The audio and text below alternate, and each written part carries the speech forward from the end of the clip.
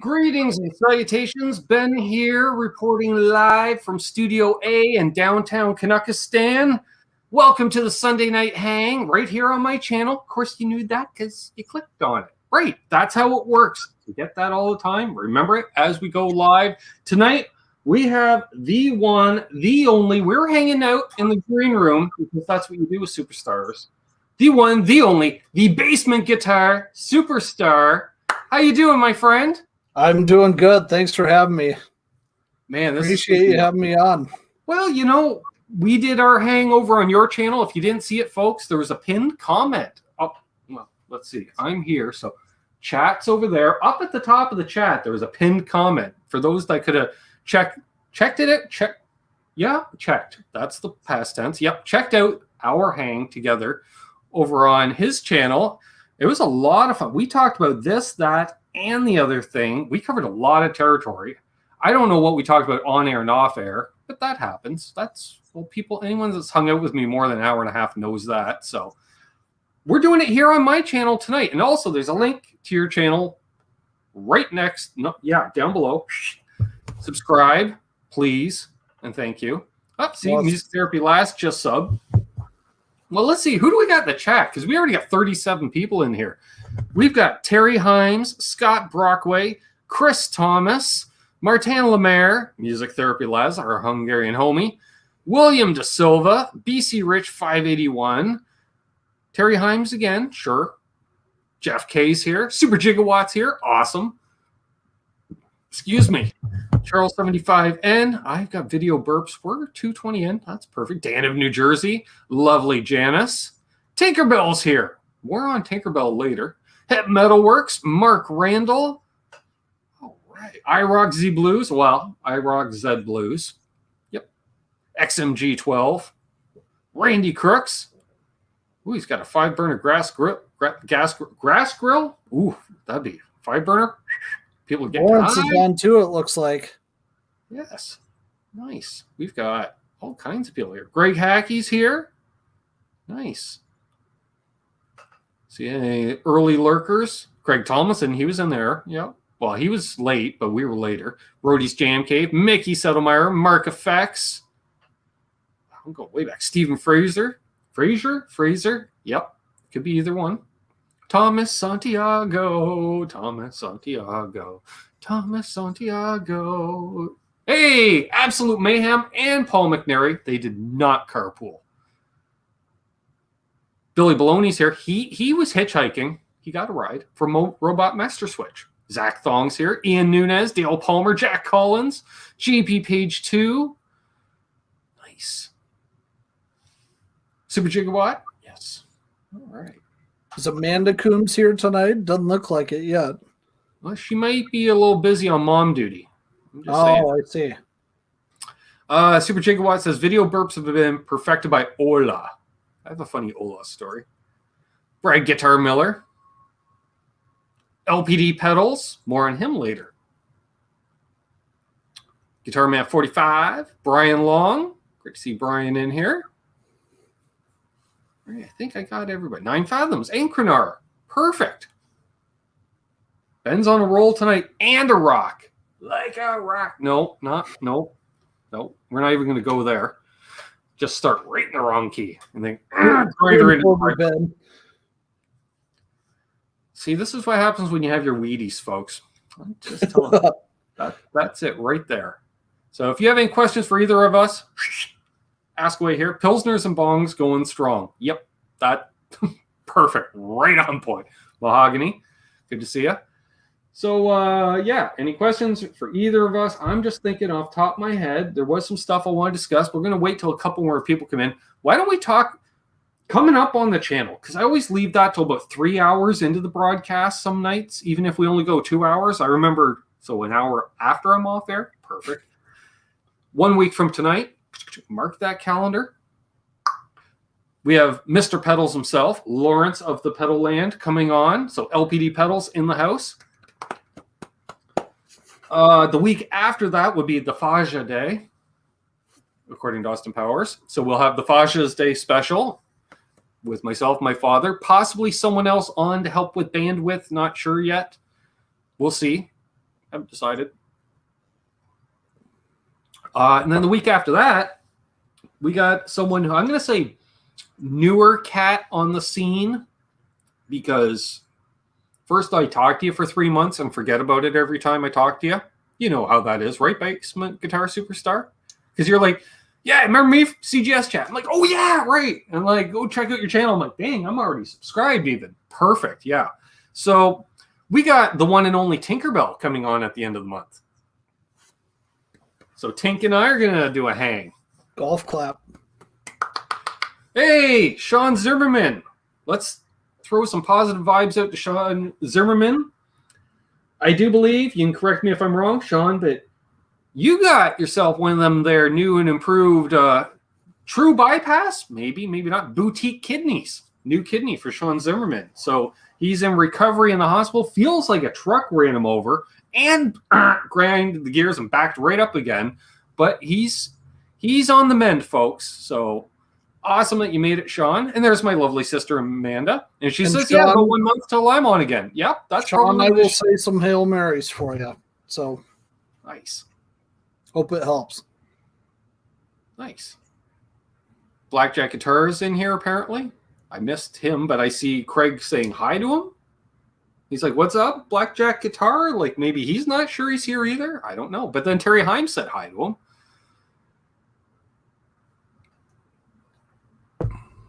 Oh, there he is. Yeah, actually saying hi. Yeah, perfect. So now my sister's here. Well, let's just get it out of the way, because I threaten, we know I always forget stuff. Like Terry's, I think we saw Terry's 539 Gs in here, but I forgot to say hey to him. Terry's good at sending me messages to, hey, don't forget to do stuff, because I'll mention it on air, and he's really good at that. And so we had discussed guitar insurance. And, does your regular old home, bare bones policy cover? Well, if it's bare bones, you know what? Probably not going to cover a whole lot. They'll give you a Harley Benton or two for your lost custom shops, but that's about it. But there's special policies even for certain things, and depending on home collecting, gigging musician, I don't know, is there a difference? But apparently the Basement Insurance Superstar is well here tonight. So he can provide drop, if you will, a little bit of knowledge on this situation. So I'm curious in the chat, we got 58 people watching. How many people in the chat insure their guitars? Put in a 1 for yep. Or leave it blank for a no. Thunder Falcon is here. Had open heart surgery 2 months ago. And apparently it worked, because he had it 2 months ago and he still. Okay, so no for Super Gigawatt. LPD does. Thomas Santiago does. BC Rich 581 does. Jay Steen's just giving thumbs ups like a mofo. Perfect. Mahogany does. All right. Blackjack Guitar. A lot of people. Dana, New Jersey does not. All right. So I'm going to say I don't.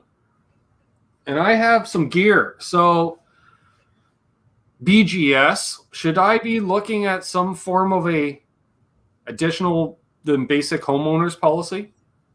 I would, and here's why. So just to give you guys some background on me, my normal job is I'm actually an agent owner with Farmers Insurance in the U.S. And I have several clients that are musicians. And there's a couple different routes you can go with it. Yes, guitars and gear are covered as personal property under your homeowner policy normally.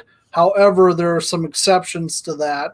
And there are some reasons why I always encourage my clients who are musicians to cover them separately, either on a rider on their homeowner's insurance or with a completely separate policy. And here's why. So let's say you have a homeowner's policy and the deductible is $1,000, right? Sure. Well, you're going someplace to,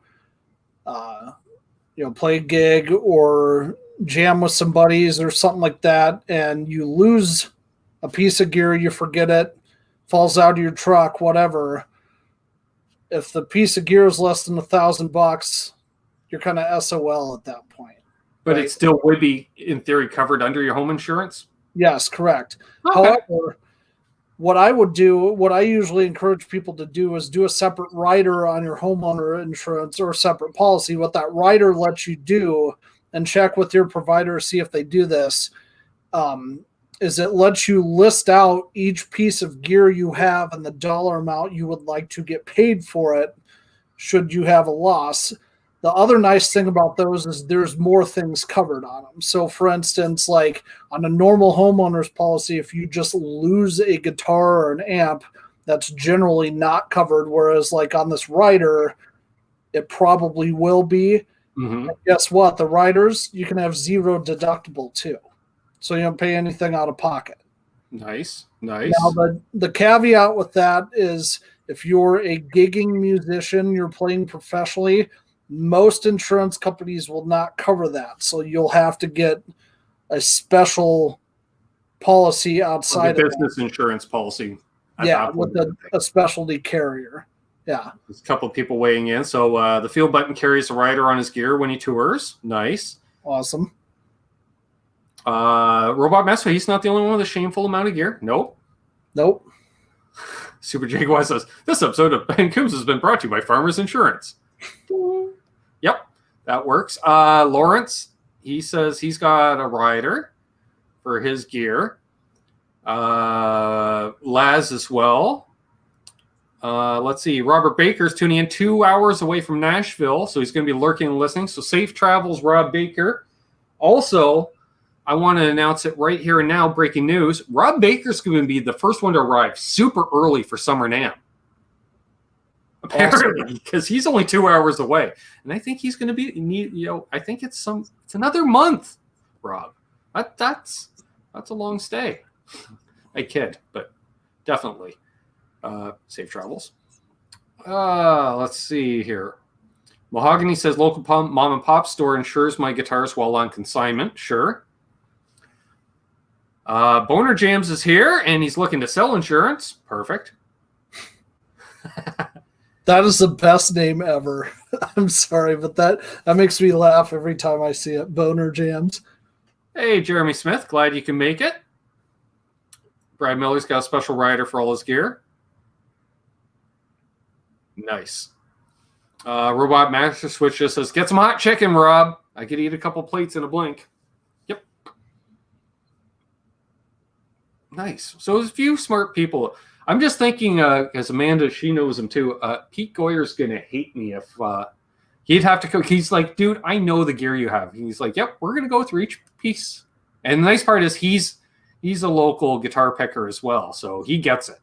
So nice. And he's starting his own insurance company, I believe.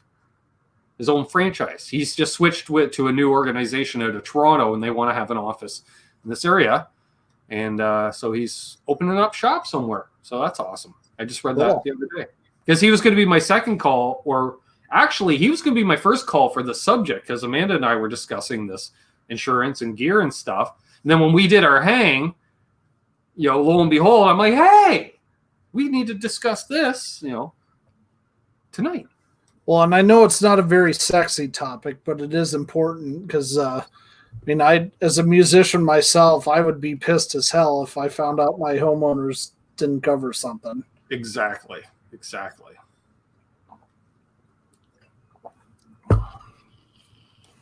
All right. Thanks for the mental image, Terry. Alan's Guitar Channel. He says, you need a good mascot for the insurance company. I'm figuring some kind of... How about the Keep on Trucking dude, but he's holding a guitar? Perfect. Copyright right there. Hey, other left. Good to see you. Welcome back. Who else did I see in here? James Abdelis? Hey, Robot Master Switch has a good question. I don't know if you've seen it yet. Scott Brockaway must have had his ears plugged for a second. He was probably riffing while listening. He thinks when you play your guitar while watching the show, you miss a fair amount, Scott. Because he's like, so when are you going to have Lawrence on again? That would be 1 week from tonight, Scott. I announced it about 10 minutes ago. some people's previous guests. That's all I'm saying. We'll have to get Scott back on at some point too, because he's a pedal nerd. He's a pedal nerd, that's for sure. So what have you been doing with your channel as of recently? I've been doing a lot of filming a lot, and then I just finished up. I know you and I talked about Siren pedals in our hang. I just did the 2 previews for them that I had not done yet, which is the Juno, which is their blues breaker circuit, and then their distortion, the Aravata. So that was amazing. And then I got I have my Gretsch video on that Gretsch I was telling you about coming out this week. Right. And then I have some stuff coming up with that new Glary I just got sent. And I just picturing my sister in like one of those Geico commercials. She's just like, I want to be a mascot. Buy some insurance because crap happens and stuff. Yep. Exactly. Hey, Michael B. Yeah. So a variety of things. We got pedals, guitars. You're also doing some interviews as well as demos. Yeah, I don't have any interviews lined up right now, though, because everybody that I want to talk to is back on the touring circuit, so now they don't have time to talk to me. I hear you. I get it. I get it. Excuse me. Super Gigawatt asks, what is a good / durable brand? Dang it. Brand of something. Then just brand of guitar cable with low noise. Would you recommend what would you recommend Monster cables suck? Well, not that I've ever got anything from him. Did I steal some guitar picks? Okay, so I've been compensated in maybe some guitar picks. But you can't go wrong with Hosa cables. Dylan over at Hosa. He makes some fine cables.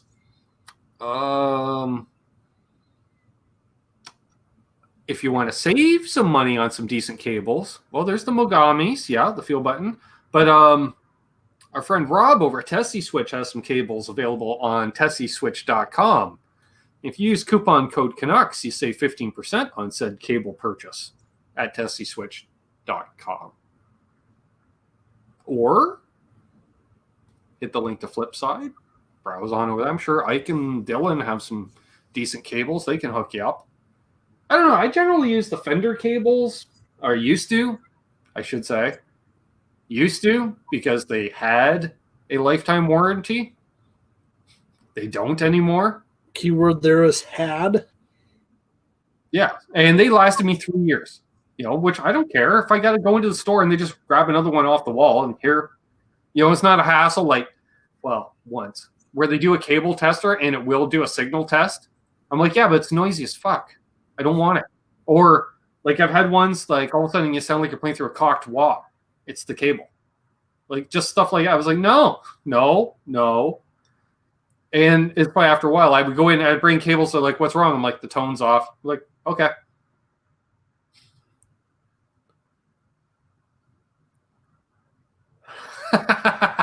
Michael B's like, sorry, what was the Tesi Canucks code? Sorry, hard to hear. Exactly.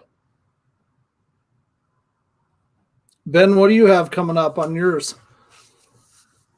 We got part 3 of the Jay Tercer restoration, the final part coming out this coming week. What do we got for a Wednesday? A demo. What am I going to demo?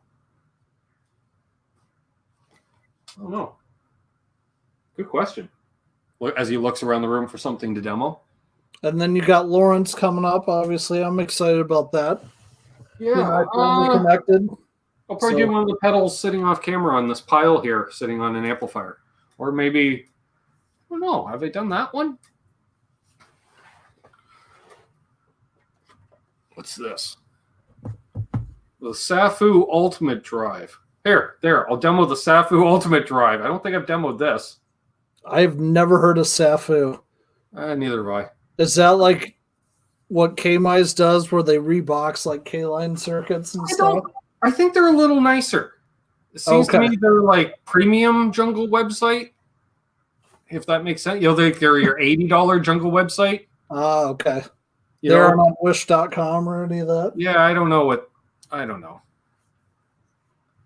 Oh, hey, Ben, here's one. What else did I do with theirs? I did the, oh, shit. What is it? There it is. The U.S. Dream by Safu, which is their Sir Riot clone. I got one coming up from, have you guys ever heard of noise pollution pedals? Oh, yeah. I got their Super B coming up. This is the best transparent overdrive I've ever heard in my life. Hands down. It's amazing. So I got that coming up too. I got a whole drawer.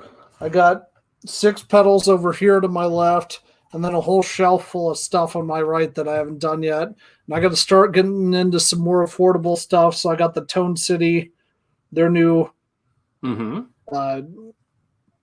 tube screamer. It's green, so it's got to be, and 3 knobs. It's got to be a tube screamer clone. I'm yeah, that's very PC, right? Pacer Suit 3, Return of the Jedi. Really? What do you got there? What? Sorry. I'm surprised nobody's demoed these that much yet. Like, they've done all the smaller Tone City pedals, like the Durple and stuff, but that new line, I think Dave Simpson's the only channel I've seen those on so far. All right, so Lawrence thinks this could be a clone perhaps. Don't know. Let's see here. Yeah, somebody was Alan's Guitar Channel was asking if it was hot in Canada today. Yeah, it got up to 39 Celsius with the Humidex, which is 102 and super humid. Scott Brockway just said K-Line announced they have some new pedals coming out. Hopefully no more of those dual ones. Right. So that's exciting. Maybe I'll try and pick up a couple of those for the channel then, because those are pretty Leave popular. the dual pedals to the boutique companies because they'll put 2 usable circuits in it. Most of those cheap pedals, when they got any kind of an A or a B, it's one or the other. You never... Right. Except for that Tube Screamer clone, where I'll be dipped if I could figure out what that toggle switch did. I heard no difference. Which one was that? The Joyo you just did? Or there it is. The... Who made this again? Mosky made it, but they don't put their name anywhere on it. The Demon Tube Screamer. Like, they just... Oh, that one. Okay. Like, they even put TS-808 and TS-9 on. Like, they're just asking to get sued or something. I don't know. But I don't know. Yeah, it's got a switch between TS-9 and TS-808. Apparently, it's supposed to bypass some resistors, but I think maybe Lawrence can confirm they have a resistance rating of 0 ohms because it's no difference when I'm... Yeah. I like the sound. It was a really nice sounding pedal, though. I really liked it. Warm. Okay, there.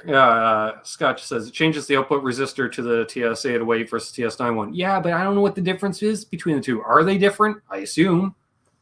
Otherwise, why have the switch? Sounds the same to me. Lawrence said, okay, it was 107 there. Ooh, they actually had clouds until 8:30. Yeah, until they just get literally burnt away.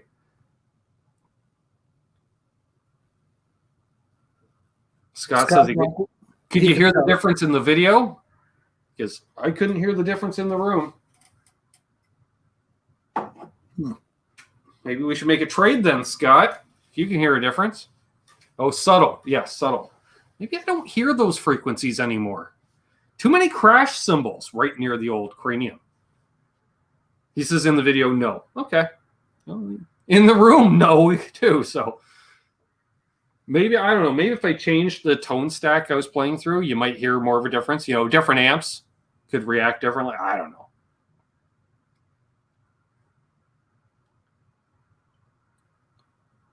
Super Gigawatt says the TS9 has different volume pots, same circuit. Depends on what it's driving. See, that's what I'm thinking. Age, yeah, thanks. XMG12, yeah, age. I wasn't going to mention it, but probably.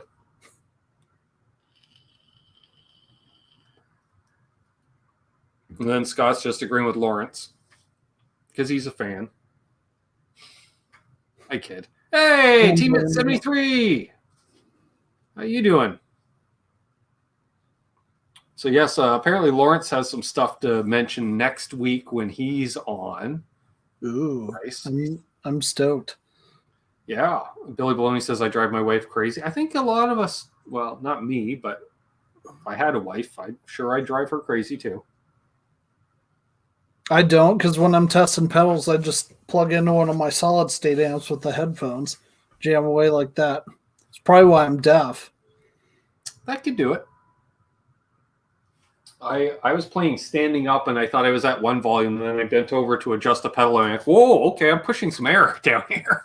Nice. It's just going by at waist level, and you're standing just a few feet in front of the amp.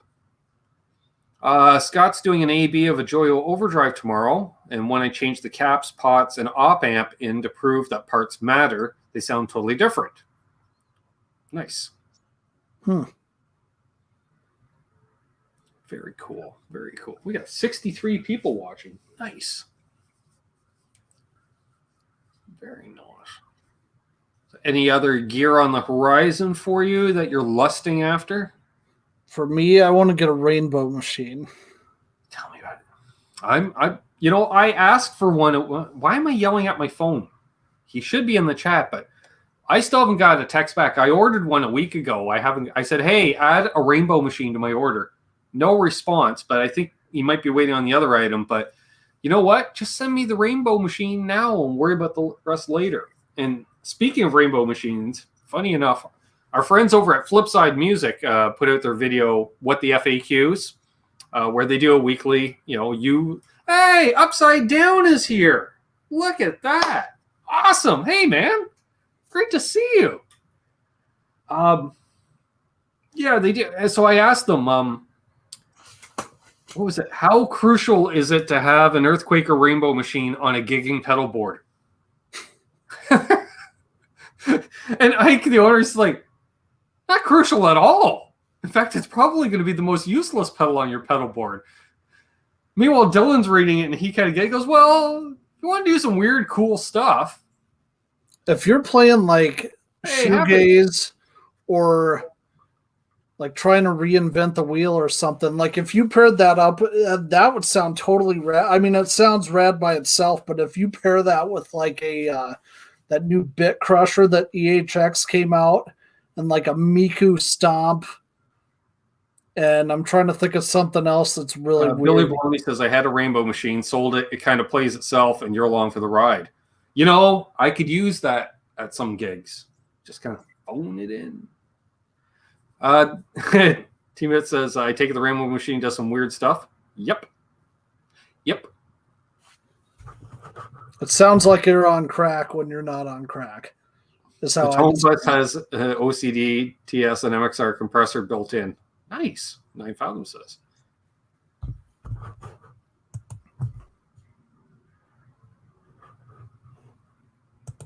Okay. XMG12 says, unplugged guitars always sound off to me for a few years now. Old ears can't interpret the lower frequency anymore. Fine plugged in. Annoying, though.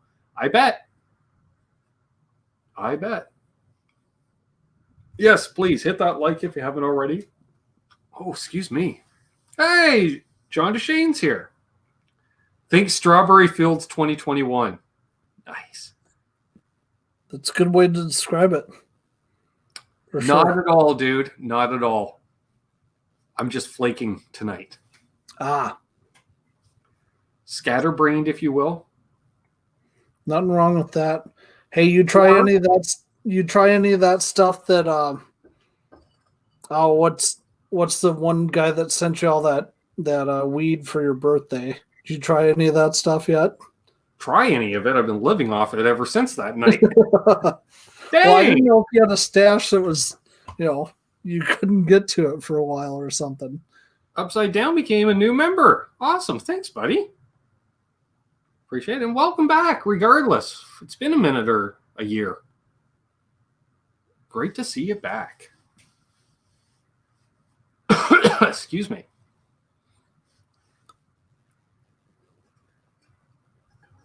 Oh, come on. Yeah, what do we some of that tonight. We are on the 24K gold again tonight. I was having some critical mass earlier today. Reno to Cindy 99 last night. Yep, that was a good couple of days. What's for supper? Or what was for supper? John asks. Yes, because for those who don't know, I always beg off Pete Thorne's show 2 hours in. and going to lurk mode, listening while cooking dinner, I made burgers tonight. So, hey, Michael Easter's here. What do you put on your burgers usually, Ben?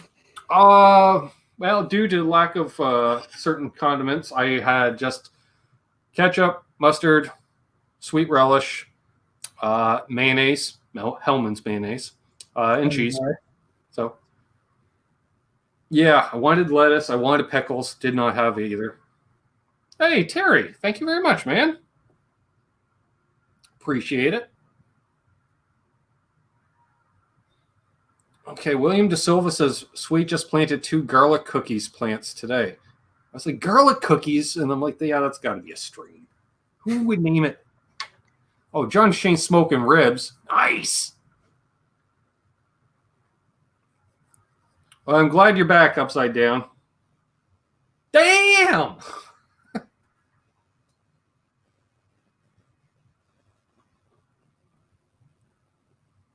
Super Chico just got some smoke called Animal Mints. All right. Hey, Chris Mo Squad. Favorite type of guitar strap? Ooh, that's a cool question. I like that. You have a favorite guitar strap? I do, actually. Then I'll let you go first, and then I'll grab mine. Here.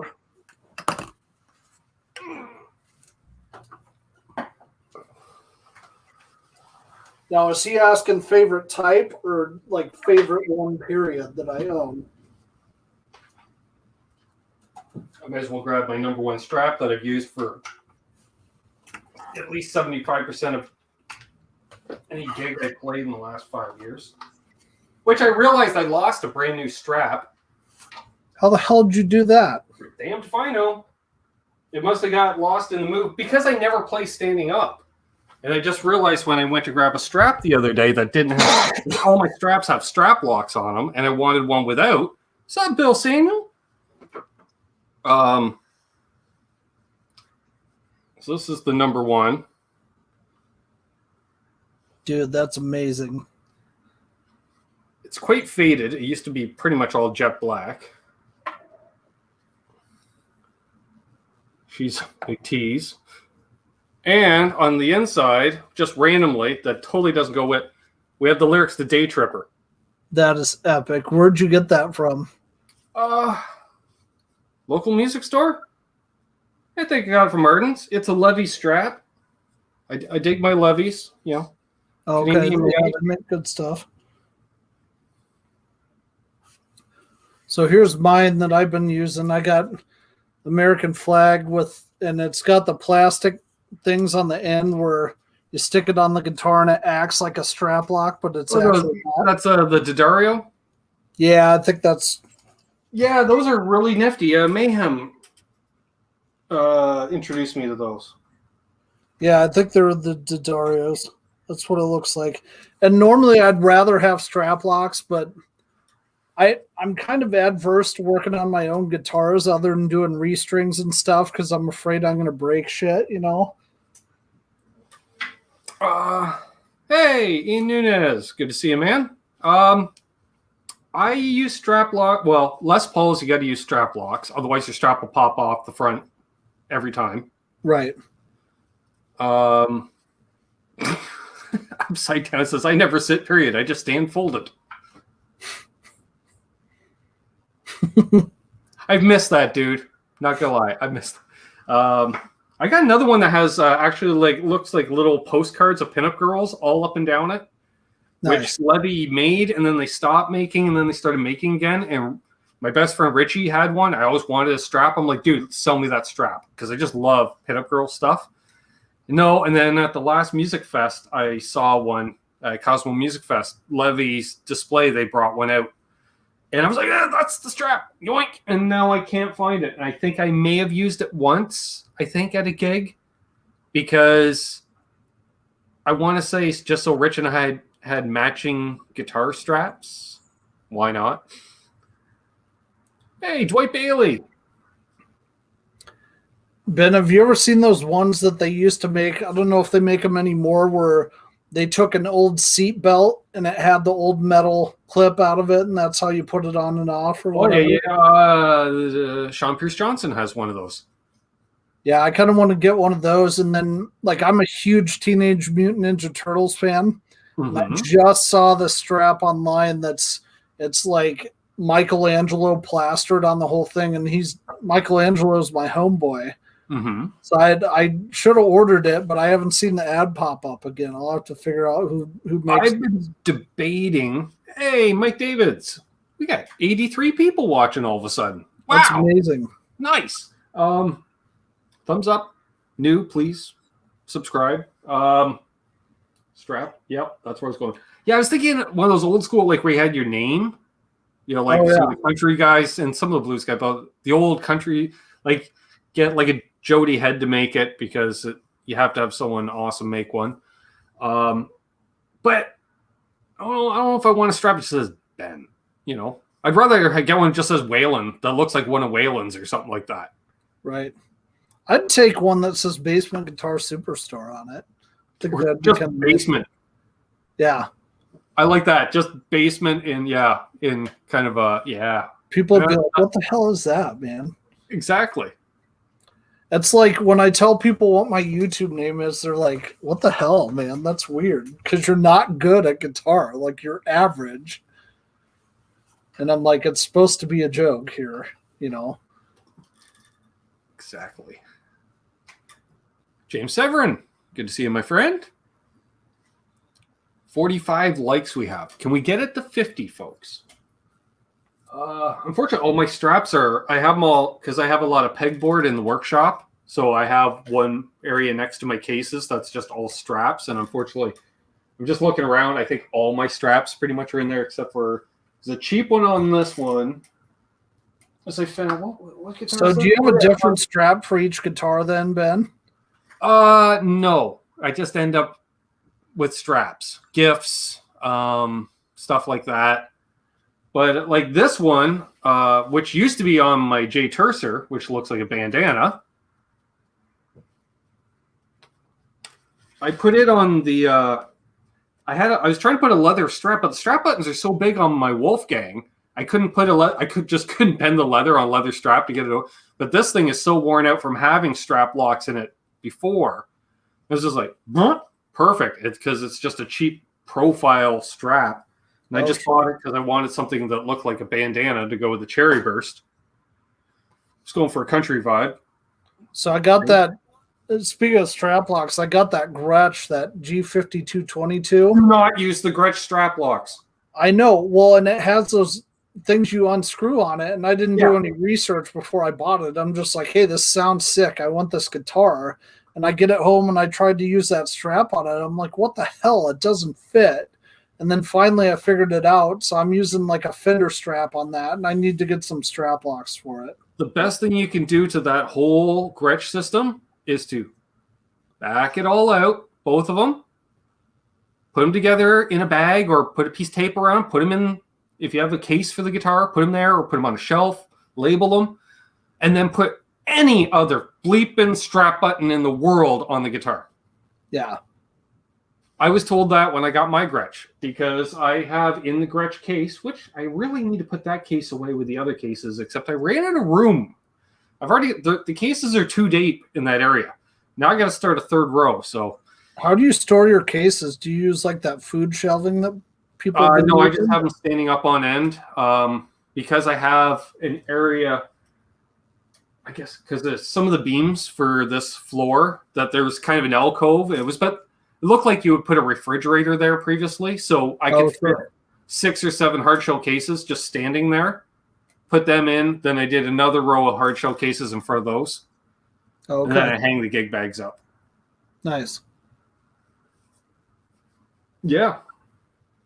But I got a lot of cases because I was one of those people, because for the longest time I couldn't have my gear out. So everything was stored in cases. And I had gear just everywhere. I think we might have talked about it on our hangout together before. At one time I had gear stored in 3 or 4 locations. No, that was before we started the live stream. You were telling me about that. Yeah, because I never played at home. I played anywhere but at home. Now, do you get hard cases for everything, or? Oh yeah. Yeah. It depends. Like if something comes with a gig bag, fine. I use gig bags as throw-ins if you bought a guitar from me. You know. I love when you negotiate a price and then someone says, "Oh, does that come with a case?" No, I would have mentioned that up front and included that in the price. There would have been a $75 plus charge or whatever, or the ad would have said with case. Whereas when I go to buy gear, I always show up with case. Always take a Fender case, a Fender hardshell case, because you can put just about anything in a Fender hardshell case. Like all it has to do is protect it enough, right?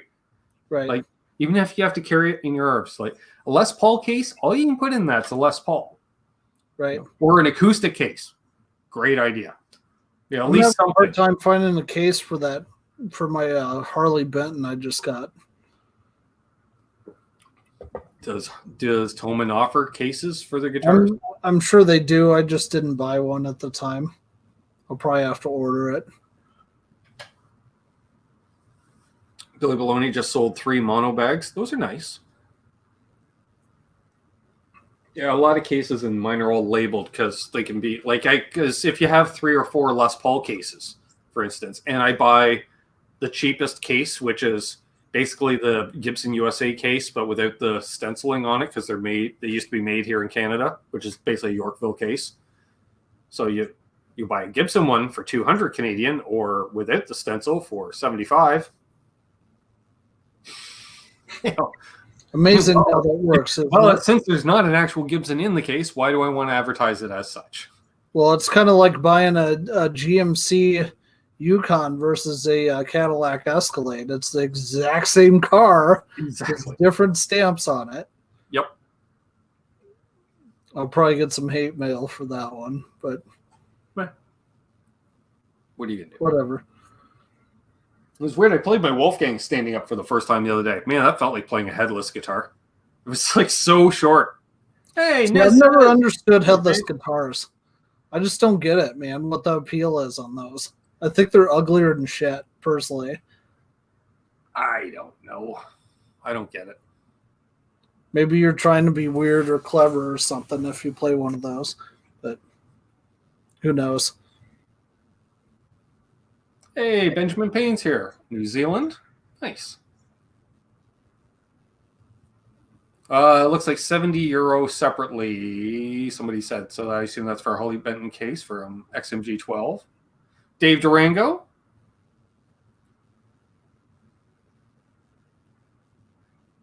Oh, excuse me. Chris Mo Squad says, did you guys see the new Gibson leather gig bags? Not too shabby. Yeah, I like the way he types. They're not too shabby. That's exactly what I would say. The hardshell Canadian ones are some of the best, though. Oh, hey, you mentioned earlier, Ben, your cases being labeled, and like you used to name some of your guitars. I have names for all of mine. I don't know. Maybe I'm a weirdo. But part of it was naming guitars because I had to put labels on the cases. Right. And a Strat case, when you have a Strat case and a Tele case that look identical, so I got to label those different, because they're both black Tolex. I'm trying to think. When I bought the case for that Tele, I bought a tweed case for it just to be different. And I went on a real tweed kick. Like all my patch cables were tweed. I had the tweed amp because I can't stand black Tolex. So because everything has black Tolex by default, right? If I can get anything other than black Tolex, count me in. I'm surprised you don't have an orange sitting back there then. Well, I don't mind oranges, but oranges sound like oranges. And that's not my tone. Right. I've had some orange stuff. I've had 1 or 2 orange heads, I think. I know at least one. I had Dark Terror. Yep. I've had one for the channel, and it sounds like shit. So I actually just got a Trainer Reverb Mate 40 to replace it. Nice, the That trainer. thing sounds like angels singing. I think Scott Brockway likes the trainer stuff too. Ironic, I've never had a trainer. You should. They're amazing.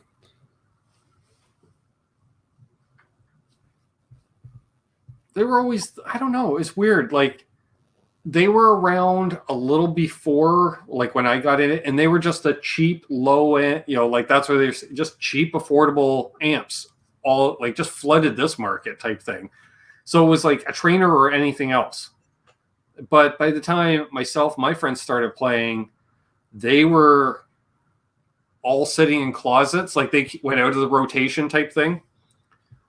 And then you started seeing them resurface again, and by that time people knew what they were, and so they get snapped up. Right. But there's always usually a trainer for sale locally at any given time. Mike Dave is so true. An orange has a very unique sound, and that's what it is. If you're into that, that's cool. Eddie Van Haskell's here. Nice. Okay, well, technically, my 2x15 cab was badged as a Sykes, which was a store in Toronto, because Yorkville would sell you unbranded cabs, and you could just put your own store logo on them. Why not? In Yorkville, trainer, same thing. So technically, that's kind of a trainer, kind of. So, hey, I've been well along the way, sir. You're tuning in 47 minutes in. Come on now. You need to catch up. So do you name your guitars after women mostly, or you just think of random names for them? No. Like, what's your most exotic guitar name you have? I'm just curious. Oh, man. All right, well, let's go down the line. That's the Bear. The Bear, because I couldn't call it the Beast, which is my Epiphone Les Paul, because it was a Beast in tone, but the Beast is taken, so I called it the Bear. And it was gold at the time, so Golden Bear, Jack Nicklaus. Whatever. Nice. Then I got the BC Rich. I don't know if I've named that one. No, I can't remember off top. No, it doesn't have a case, so it didn't get named. Aha. It shares a gig bag. To be in one. I love that access too. Yes. So we get to the 71 Telly.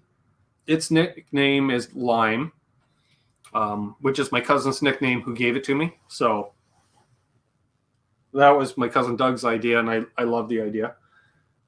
The abomination known as the Talent LP Junior, I don't know. I don't think it's got a name. It's still work in progress. The Kramer, I think, is just named Eddie, because I could take down that comment, by the way. It's been up there forever and a day. Just put that up there. He's only named two. Tinkerbell's only named 2 of his guitars. Let's see. So Eddie is the Kramer. Whitey is the Les Paul, and I didn't name it that. The previous owner did. I don't change names. How clever. Yeah. It's the white Les Paul Custom. My Strat is Eric, after Eric Clapton, because he played one the same color at the time. Wolfgang, I haven't, because it's its own unique and it's got its own case. It's blatantly obvious. So, I don't know. Wolfie, I think. All right, CSS. Good night, Sam. Hey, Symmetry. Next is, what the hell is that? Oh, that's not mine anymore. I don't own that anymore. So we're going to skip that one. I'll probably call you Dan at some point, just saying. That's fun. Yeah, which actually, when I did own it, I think, is that the one I'm thinking it is? I'm just looking at the back of the headstock, and I don't recall owning an Ibanez. What? Hey, yeah, I'll do a demo on this week. How about that? That'd be awesome. When I did it, I used to own this, and when I did own it, I nicknamed it Shreddy, because it was a shredder guitar. So Shreddy. The 67 is named Keef, Keff, after the man, the myth, the legend of Keith. Richards, because he also owns a 67. The next one is my signature guitar. I didn't name it. I know what it is. It doesn't have a case either.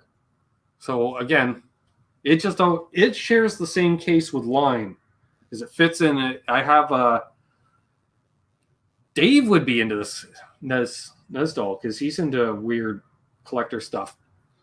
It's a Fender flight case that was only available for like 2 years through Fender Australia. Weird. Yeah. Sure. And somehow it ended up in Edmonton with my cousin, and he needed a case to put the guitar in, so he gave me that. The case is probably worth some stupid money. Because how many would they have sold in Fender Australia for a couple of years in the 70s? Right. Maybe a few hundred. That brings us to Jimmy J, which is, it's a J Tercer, but it reminds me of Jimmy Page, so Jimmy J. Sure. Then we have the Access. Again, it's got its own unique case. What about the Gretsch? I don't think Rich named the Gretsch, but I'm thinking possibly Ford. Ford? Yep. Because it's Fairlane blue. Oh, okay. So Ford Fairlane. Makes sense. But I'm not sure yet. And then we have Jackie White, which is because the previous guitar that was wrecked during a repair that I purchased new was named Jack, because it was a jack of all trades, because it was a modern player telly, and it had so many pickup combinations and blah, blah. So jack of all trades became Jack. And that replaced Jack, and it's all white. So it's like Jackie White. Makes sense. And it's the only one with like two names, like a first and last. I don't know. Is it middle? First and last, probably. Jackie White. And it's Jackie with an IE as well, for those taking notes at home. Nice. Jackie White. Your names are a lot more practical than mine are. I go with word association. Like the two guitars that I gigged with the most, other than Jimmy J, which Jimmy J didn't come out as much because one, I don't know, it was a J Tercer, but also it was a Cherry Burst, and I was playing heavy metal, so Cherry Burst didn't work playing heavy metal. So I got a black Epiphone Les Paul standard, and I looked at it and went black Betty. All right, Betty. So it became Betty. Then to get a backup, I got a black Epiphone Les Paul Custom. Again, word association. I'm like, well, I got two black guitars. I got Betty. I'm like, what goes with Betty? Veronica. Veronica goes with Betty. So I had Betty and Veronica. Nice. Those are my two guitars I took out. And two cases, Betty, Veronica. And now we know the rest of the story. So yeah, a lot of just name for practical reasons. Like if you got a bunch of guitars just stacked up in a storage place. Yeah, you got to be able to tell the difference between them. Makes sense. See, now Lawrence says Barney goes with Betty. No, I prefer Betty and Veronica. I think Veronica's better too, Lawrence. Then again, I was Archie Mike Jones.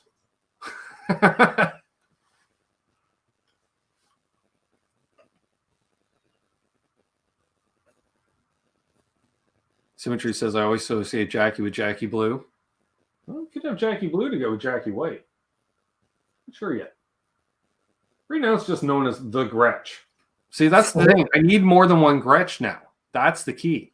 Because then I have to signify it. Do you even own a hollow body? I've never seen you play one. Oh, no, not yet. See, that's the thing. I've been lusting over one for years. And I just haven't had one float around in my universe yet. And that's the way I go. Does Joe still come around? Once in a while, upside down. That's a perfect excuse for you then, Ben, to get a semi-hollow or hollow body is get a Gretsch. I would like, yeah. I kind of dig like the Eddie Cochran model. Nice. Like I don't necessarily need a country gentleman because I don't need the branding and all the accoutrements, as you will. Right. I do like Gretchen, Ian. That's a good one, Gretchen. Gretchen the Gretsch. Oh, Gretchen That's the Gretsch. brilliant. Who just thought of that? Ian Nunes. Oh, dude. Yes. Yeah. I think we just named a guitar on your channel, Ben. Gretchen. Send that man a sticker or something. The Connect with Guitar sticker. Do I have any of those left? I think I gave them all away. I got some of the. What's that one I other have? It says, "Oh, hey nerd, stop looking at your pedal board and go talk to some girls." Do you have those? Yeah. Dude, send me one. I want one for one of my guitar cases. Yeah, well, I put them at the front of my pedal board, right? Because I'm one of those guys that as soon as you're done playing, I walk up. I want to see what your pedal board is. Nice. Yeah. Speaking of stickers, you've had a guitar from, or have you had a Harley Benton before? No, sir. I played one once. They send you these stickers that are. Oh, I think I found it. Deckle really rad. In case of emergency, rescue my guitars. Nice. Yeah. So I'm not sure where I'm going to put that at yet. We'll find a spot for it, though. For sure.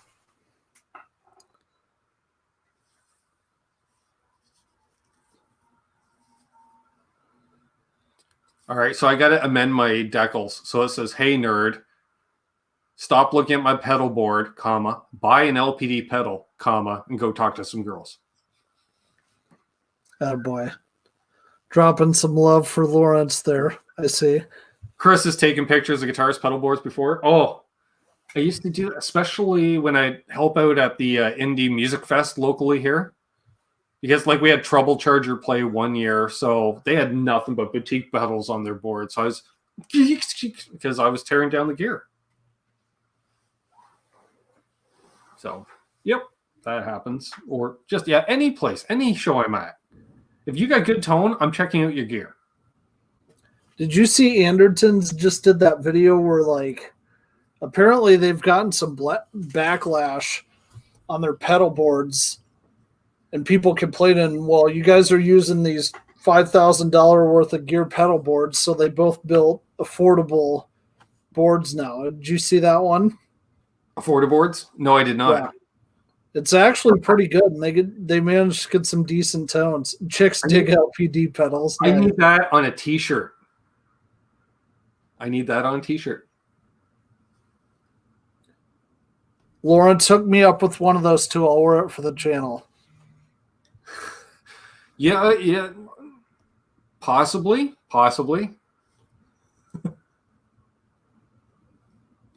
We got the soldering station covered anyhow. Nice. All I know is if Lawrence ever decides to build his own rainbow machine, God knows what. Like, I don't even know what it's going to sound like. Who knows? Because it's Lawrence. And he's like, you want zaniness? Here you go. And then everybody, YouTubers will get, they're like, what? Huh? How am I supposed to? Sure. Because chicks dig them. So you do the video, of course. Right. Billy Baloney says, I used to work as a stagehand at a couple venues. They should fire us for taking any. They would fire us for taking any photos. Yeah, well, you know what? They got what they paid for. I volunteered. And they were buddies of mine that were putting on the show. And I did get into the one argument with one dude from Trouble Charger because I was going on about the carbon copy delay and how it's become an industry standard. And he's like, oh, I've never heard of it. I'm like, what kind of a guitar player are you if you never heard of LP?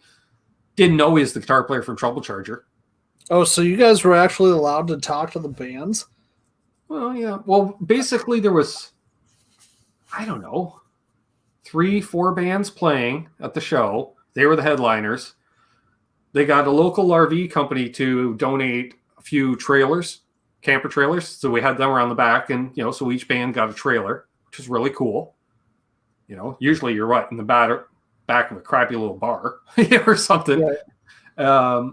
And they were cool enough. Like some of the bands, some years would just show up last minute because they'd be hanging out at the hotel the whole time. But these guys showed up early. In fact, that I was like, they got to be the roadies.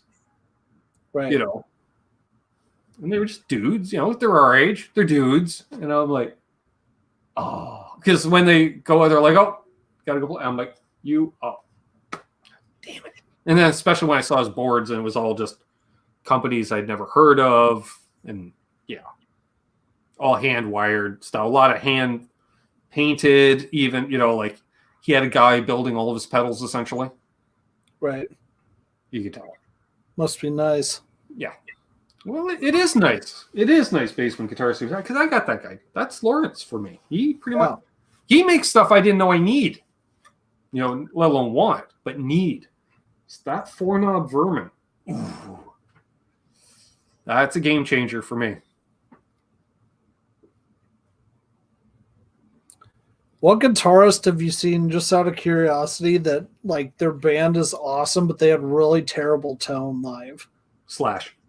I haven't liked Slash's tone since the first album. Really? It just gets more MIDI and I don't know. It's not a good tone. It cuts. I'll give you that. You didn't like Velvet Revolver then, I take it? No, his tone on Velvet Revolver, but even then, like, it's part of the band mix, like, I don't know. Yeah, everything's so compressed. Like even in GNR, I preferred Izzy's tone.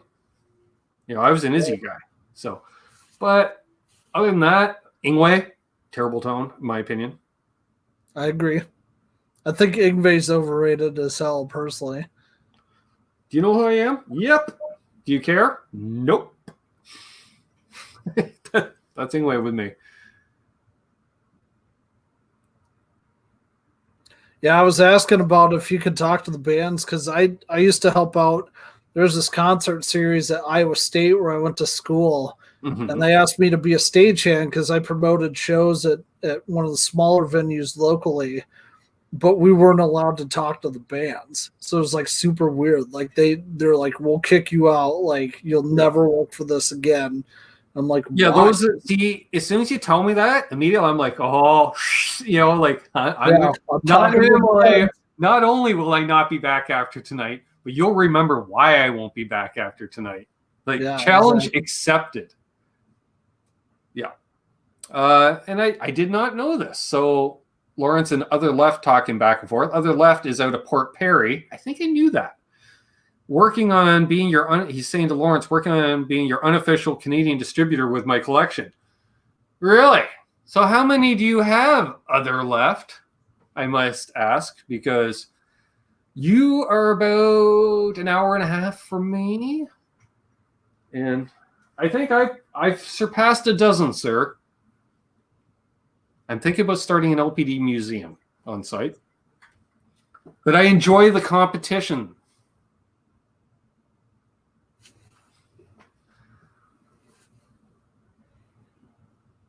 Which I'm caught up on Lawrence's pedals right now. Fortunately, you will see. He goes, yeah, hold my beer. Yeah, have you bought much recently for the channel, or is it mostly stuff you're borrowing or being sent, or for what now? Sorry. Well, have you, like, other than getting your old guitar back and stuff, have you bought much for the channel recently? I invested in a new camera, which I forgot to get an SD card for. Damn it. Of course. So, what did you get? Oh, I don't know. It's off the Jungle website, so it's some Chinese video camera thing. But you can also use it as a webcam. I've been doing some testing with it. I wasn't as happy. 6 is very impressive.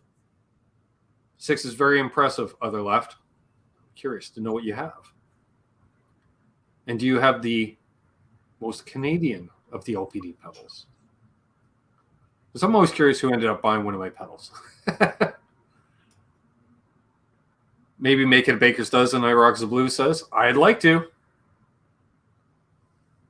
Yeah, I'm at a halt buying stuff right now because I have so much of a backlog. I'm completely overwhelmed with it. Well, so, I still got a handful of things I got to go through here.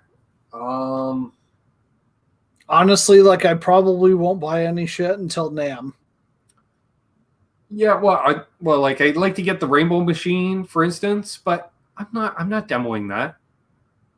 Like, Yeah. look, this is 45 minutes of me making noise to go through all the different noise variants.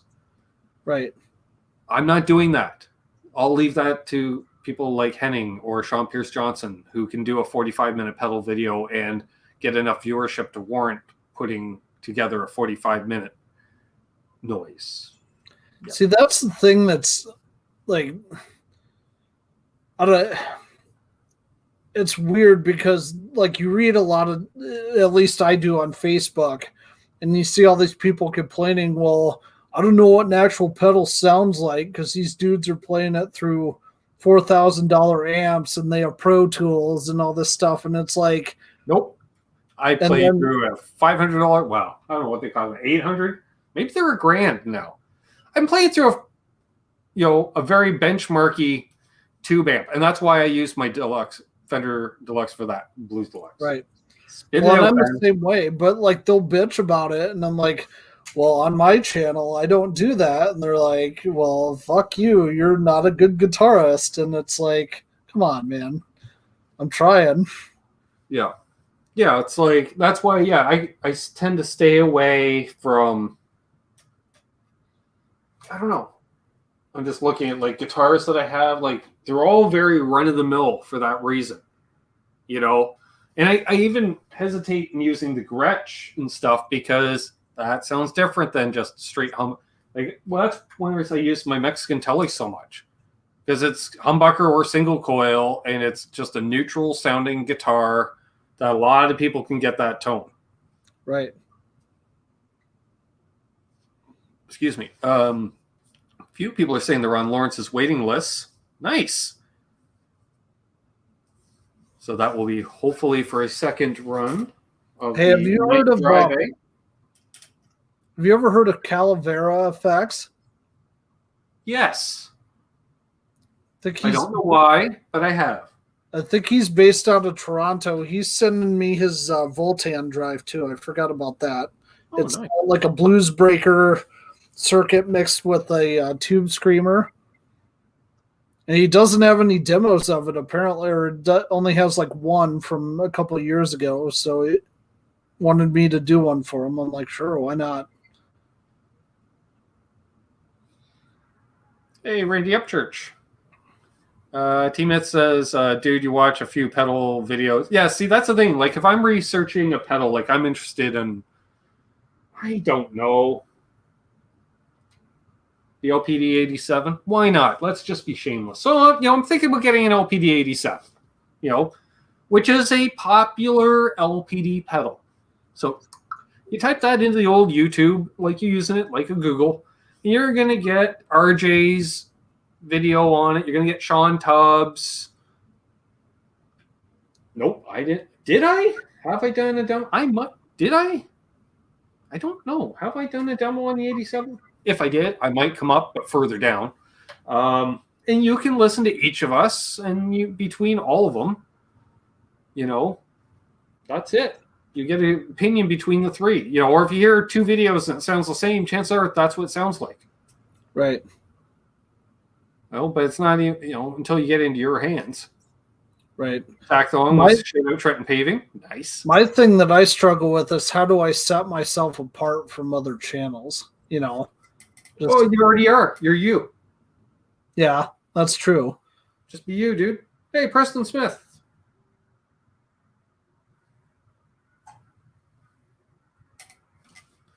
Yeah, that's the key. Just be you. Have fun. You're gonna get love. You're gonna get hate. Whatever. What's it? Some sage advice I got from Phil McKnight once said was read, delete, and move on. Right. I was chuckling there because that comment that when we were talking earlier about Ryan Burke over at 60 Cycle Hum and that Rickenbacker comment that dude made. Do you feel like that reminds me of a question I was going to ask you, Ben? Do you feel like there's a certain brand that people are more snobbish about than others? Oh, hell yeah. Gibson. Yeah.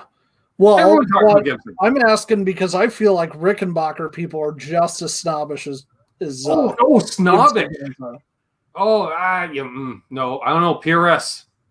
Yeah. PRS owners. I've never understood PRS, man. Like, I just don't think they sound that good. I've never had a desire to play one other than the Mark Tremonti. Yes, and I'm saying this all in jest, folks. But I'm trying to think, like owners of a certain brand that immediately like look down upon other brands type thing. Right. And I'm saying all this in jest too, by the way, people. I'm going to throw the PRS owners under the bus on that one. But as far as people slagging a brand, Gibson, people slag it. Like Gibson is the soap opera brand that everyone talks about. They're the most gossiped about. Meanwhile, Fender just does all kinds of stuff and nobody says squat. It's all Gibson. Gibson. Yeah. What? Oh, they're doing, They've been reissuing a 59 Les Paul for 20 years and have yet to get it right. Well, we get it closer every year, and they do that by design, so you keep buying more of them. I'll stick with my vintage V100s. Just buy a Les Paul. Les Paul's a fucking Les Paul.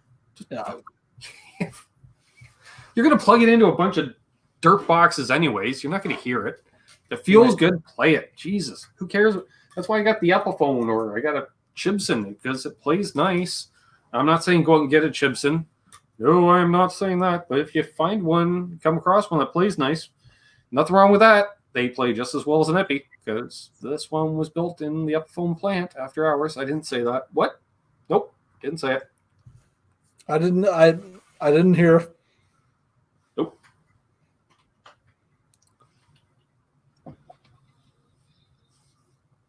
And I can play cheap stuff or expensive stuff. I do like expensive stuff. Don't get me wrong. But I have a soft spot for the cheap stuff too. And I don't know if it's... I enjoy playing difficult to play guitars at times for certain things.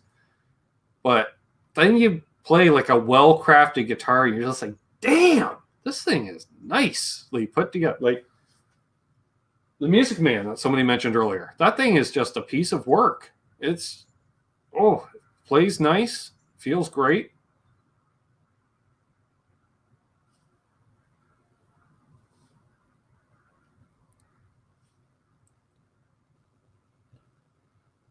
Do you own any acoustics? I do.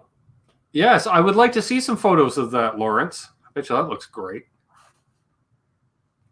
Yes, basically I have one playable acoustic. It's 72 or 73 Martin D28. Nice. I want to get one that's like that. I think Martin does the new ones where they're Carpathian spruce instead of Sitka. And I actually feel like my ears can tell the difference. But my wallet's like, nope, you're not doing it. I hear it, yeah. That's the thing. My ears just listen for a Martin D28. That's the sound I have in my head because that's the sound I grew up around. And I compare all acoustics to that. Right. So... although I do like the sound of a Gibson as well, because they have such a different sound. Like, I don't know what those things are. Hummingbirds? Something like that. That sounds right. With like kind of a cherry burst type look to them. As opposed to like a jumbo. Like, as I did have an Epiphone EJ200 jumbo body with dual pickups and all kinds of stuff. I bought it to perform with. I literally bought it on a Thursday and I gigged with it that Saturday because I needed a guitar to gig. Guild acoustics are nice. I like Guild electrics too, but you never see them around. Yeah, those are really good. Is Ardens Luthrie a Canadian company? I think that's part of the Godin group. Okay. Godin, We Norman. used to sell them at the music around I worked at, and I That could sounds swear the familiar. owner kept saying they're Canadian. I loved them. Well, if it's Canadian, it's part of the Godin super group, as I call it. Okay. It Which was is a Godin. distributor that we got the trainer stuff from, I think. Well, makes sense. Which would be Coast Music, perhaps. I didn't run any of that. I just got paid to work there. Yeah, it's like it's like Long and McQuaid. I think basically owns Yorkville Trainer, and they own Coast, which is the music wholesaler for Canada. Oh, okay. It's like so hard to be a mom and pop against that. Right. All right. Yeah, I was right. Terry's 536 G's says Ert Luthier is part of Godin. Okay. And so did Other Left. He said that as well, actually, before. I had the same here, Scott. I've been thinking Corinthian leather ever since it was brought up. I know. Seagulls. Yeah, that's the other one. Seagulls, Norman, Art and Luther. Yeah, Seagull acoustics are fantastic. I just don't like the pointy headstocks. Right. Hey, do you think now that things are dying down from the pandemic? I mean, obviously Canada's a little bit behind on that stuff, but do you think got my first shot on Thursday? What? I got my first shot on Thursday. You did? Attaboy. Yeah. I got mine back in April because I'm considered obese, so I'm higher risk. And I have a CPAP, so I had to get mine early. Hey, Metalhead Heavy. Mojo 67. Do you think you're going to start gigging is where I was going with that once things open up? I'd have to put a band together first. Oh, okay. But I doubt it. You're not going to do the Mary Poppins thing where you just strap like a drum to yourself and dance around with a little accordion? And I just assume continue with live stream stuff. I've really embraced the whole live stream. I'd like to put a band together and just put it out like this, just right on a live stream. That would be cool. And even go from, I don't know, like how early you want to go, like after a few rehearsals even, so you can see the progress, as bad as it would be to start with, and then go from there. Not sure. We shall see.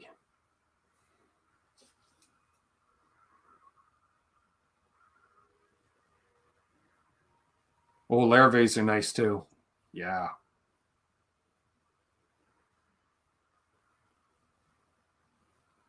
Preston got his shot a week ago. Yeah, they're finally getting to us, Preston. Hey, Milt. How was the chicken, Milt? He had a rotisserie issue at work. Oh.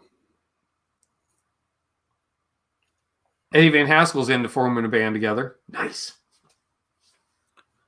Yeah, nice electric kit. Put it up in here, and then we just plug into a board. Can I be in it too? We should do like a pirate core band or something. Well, it'd be hard doing it live over the internet. You got to all be in the same room for the live. That's the only problem. Oh, yeah, I didn't think about that. But, dude, I'd totally dress up like a pirate and play like some people say I did anyways. What was that? Some people would say I did anyways, or Steven Tyler with the amount of bandanas. And, I used to accessorize the mic stand and a lot of jewelry as well. So do you have any like old Afro pictures of yourself from back in the day? Back in the day, we're talking just a few years ago. I was rocking Lemmy Burn stash. Attaboy. The porno stash, were you? Oh, no, well beyond that. We're talking full-on handlebar, like... Damn, dude. Father of Confederation deal. That's amazing. I don't think... Actually, it was around this time. I'm thinking it could come up in a Facebook memory. I was gigging a lot. I always gigged around this time of year a lot, so let's just go into the Facebook memories.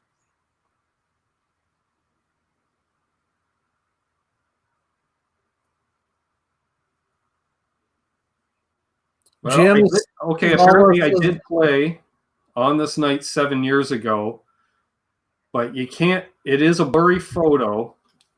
However, what I'm doing is I used to have a wireless pack. So during the song, I'm actually playing outside on the sidewalk out front of the venue during the song. Nice. Yeah, I could, and the guy was holding the door open so I could actually still hear the band play, so I could play in sync. That was fun. That was at the Rise Club on College in Toronto.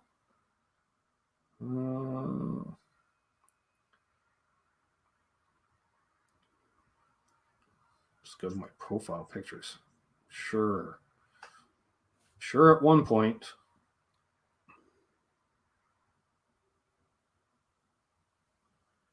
Does anybody else in the chat have any questions at all?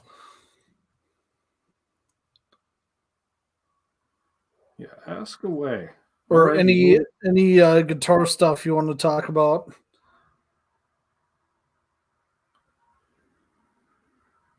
Me rocking a mustache and an April Wine shirt on stage. Nice.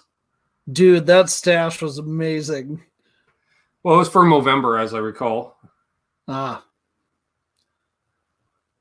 I'd like to grow a beard, like a full-on Civil War beard, but attaboy. Nice. That is filthy. I love it. There you go. That was June 10th, 2016. Okay, I'm still rocking the full beard, but I'll find you. There's a shot of the Lemmy stash with bandanas on the stand and everything. James Severin asks, how's your vintage brand guitars at Basement Guitar Superstar? Vintage, the brand, for those of you that have not heard of them, great. they're freaking amazing. Like, they're, I have a feeling they're about to explode in popularity here in the U.S. because... Here's a promo pic. Nice. Tattoos were much fresher back then by the looks of things. Dude, you kind of look like Lemmy in that picture. Well, I did rock that look. Oh, did I tell you the other day when I was watching your live stream, my son was sitting on my lap. He's like, Daddy, is that Jesus? There's me playing Jimmy J with the burn stash. Nice. On risers. Yeah, okay. Anyway, vintage guitars are amazing. If you guys have not heard them, check out the videos on my channel for them. They're badass. I own 7 of them. Actually, 8 now. So nice. Yeah, they're really nice. And I have one, I'm doing a pro shop one that's like Herbie the Love Bug theme. So I'm just reading some of the comments. I like April Wine. Yep, perfect. And yeah. I did, well, let's say I was playing heavy metal for a few years. Playing Lester Pulfuses down around my knees and drop C through that half stack back there. Solid state, 4 ohm, 100 watts. Perfect. Right, Lawrence? Perfect. Pushing it with an MXR full bore metal.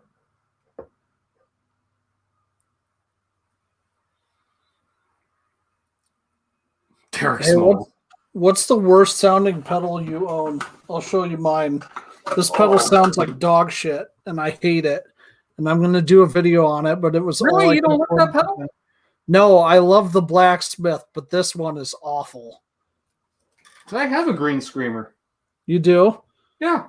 Maybe mine's just fucked up then, because I bought it used. I like mine. Yeah. Okay. They are fragile. They are fragile. That mine's messed up, but I haven't played it. I had to hit mine a few times to get it to work right. Yes, I do have some really craptastic fuzzes around here that are not easily accessible. Here you go. Because why? Just why? No, not that. This is nice. This is a Mesa Boogie in a box. This piece of crap. Thread the needle. There we go. All right. Who the fuck is this? V5 pedals by Moen Effect Lab.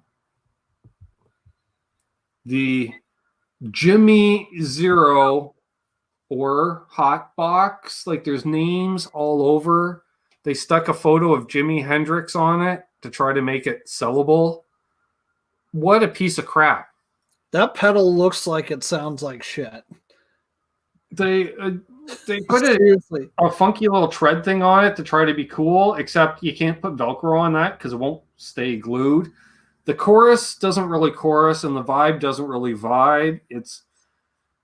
I've had it for months. Have you seen a demo? Nope. Still, When'd you get it? you know, when you see the demo on this come out, that's when you know Ben's out of pedals. Send Ben pedals like overnight because that thing is just garbage. Why'd you get it then? I got it in a trade. I traded away something I barely had anything in it, and I got that and one or two other pedals thrown in. Which the other pedals, if I demo, will basically pay for themselves in no time because, again, I didn't have much into the initial pedal.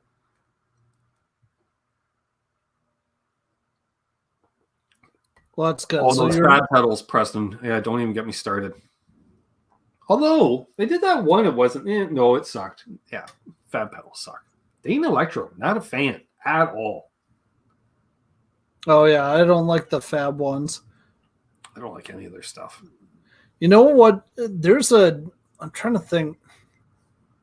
There's a distortion I heard that I had a buddy, he was in a band called the Lone Strangers. He played this, and I'm trying to think of who makes it. The Jekyll and Hyde. I can't find any of those anymore, and I've been wanting to get my hands on one. Do you know what I'm talking about? The Jekyll and Hyde rings a bell. Those sound amazing. Huh. I don't know what else.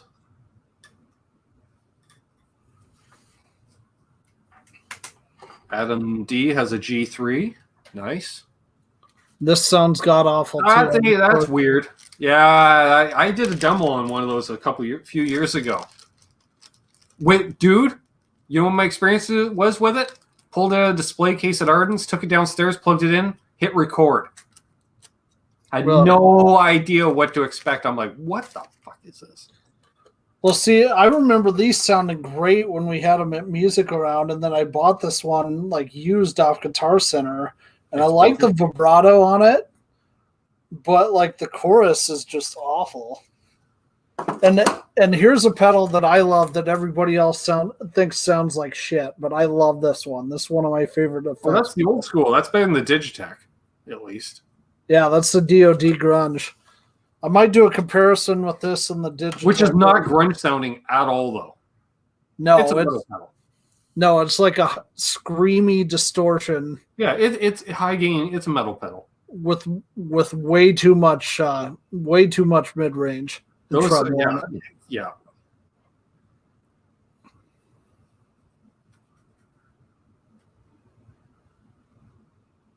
Hey, how's that Boss looper you just got? Have you played with it yet? No, I put it up there. Okay. I don't really have any. I don't know. Like, I'm gonna plug it in at some point, I suppose. But I just don't. I've never got into loopers. Like, I bought one when I needed one, and I only needed one because I had to figure out a solo to a song and I couldn't find a backing track of that song. Okay. You know, and I don't like playing along with the original recording because his part's there.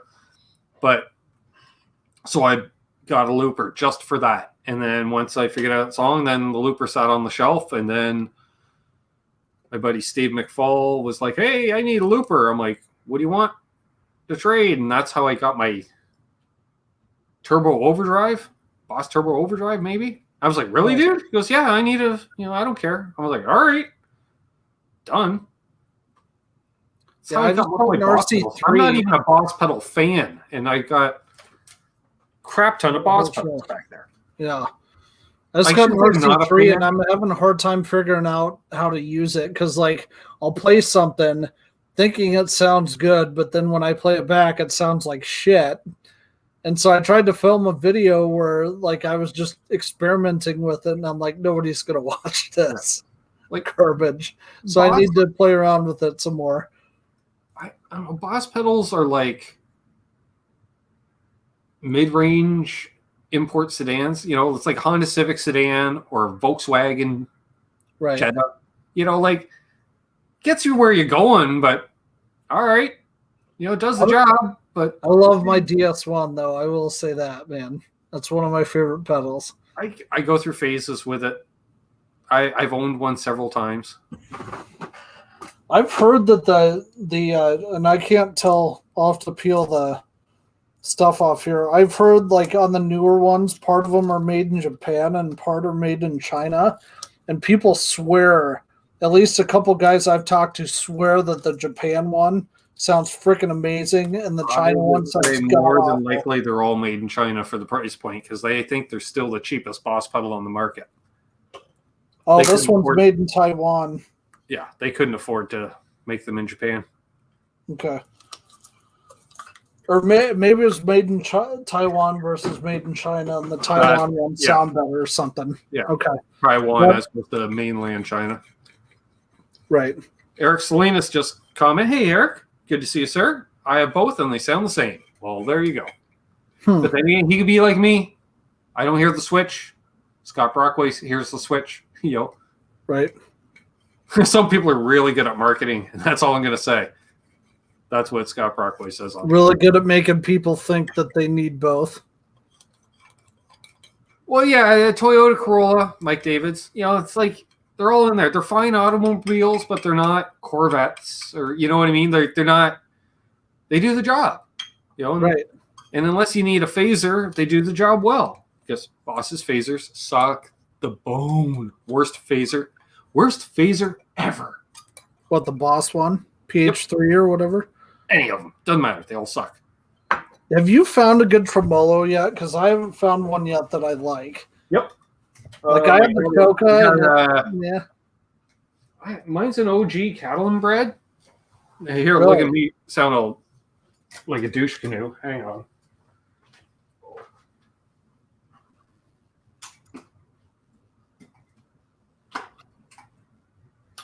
Let go. Peanut. No, we don't. Laz will complain if you got my hair all over it. There we are. I picked this up about a year ago. Maybe more. Nice. There we go. It's pretty. You're saying it sounds good too? Oh, it's great. Yeah, and ironically enough, I posted a picture of it like on Instagram or something. I'm like, hey, I got this. I don't know what it is. And Matt Fry, who was on last week, he's like, oh, that's like an OG one because they swapped it to this after a while, I guess. So I'm told. But this got like 4 knobs and 2 switches. There's a fast and a slow, and a triangle versus square wave. Then you got your rate, your shape, your depth, and a volume. So, because sometimes you want it a little up or down when you kick it in. Because this could be. Have you done a video for that yet? Have you done a video for that yet? Oh, hell no. No. I don't know if I will do a video for it. Oh. That was a purely. What did I do? Did I sell it, trade it, buy it? Trade. I think there was a trade for something. Couldn't tell you what I traded for it. Drove out to Thomasburg for the local viewers. That's almost all the way to Tweed. But yeah, I rarely use it, but when I need a tremolo, it's nice to have one on tap. Lawrence, just saying. Just has to say tremolo, like my delay. We'll call it part of the no-name brand or generic series. If Lawrence made something that was like a cross between a Bic Sonic X Bendora and like a JHS. Well, I do know he does have a vibe in the works. Friend ever. He does have a vibe in the works. I'm sure we'll be discussing that next week. Speaking of which, have we seen Unfucking Believable in the chat tonight? I think he was in earlier, wasn't he? I thought I saw him in there. What's wrong with the Boss tremolo? It was all right. Hey, Ben, I got to run and grab a charger for my phone quick. You do that. I'll be right back. Yeah, Mike, I had one. That's the only other one I think I've ever owned. Worked. Did the job. But again, that one just sounds nicer. It's just like they're like vanilla ice cream. Great tasting vanilla ice cream, but it's vanilla ice cream.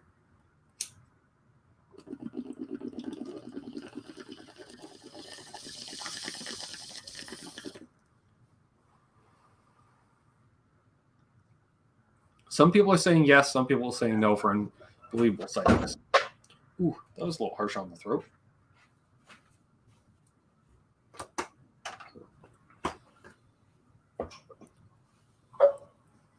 I hear you on that, Chris, reissuing the reverb pedal.